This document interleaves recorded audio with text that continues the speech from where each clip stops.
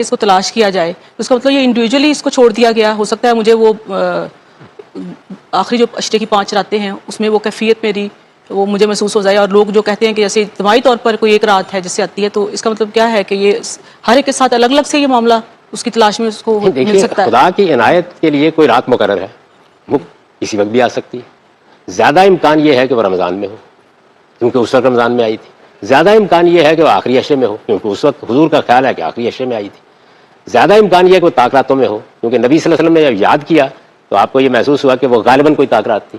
تو اب اس میں جب ایک بندہ عبادت کرے گا یا اپنے رب کی رحمت کی طرف متوجہ ہوگا تو وہ انفرادی طور پر ہی ہوگا نا. یعنی آپ اپنے طریقے سے ہوں گی, میں اپنے طریقے سے ہوگا, ہر آدمی اپنے طریقے سے ہوگا.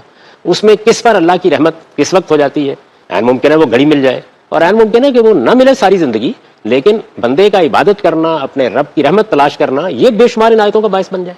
تو اصل میں وہ رویہ ہے جس کو رسالت مآب صلی اللہ علیہ وسلم نے ہمارے اندر پیدا کرنا چاہا ہے کہ اگر یہ معلوم ہو جائے کہ پروردگار کی عنایت کسی خاص وقت میں ہوئی تھی تو بندہ وہی کھڑا ہے.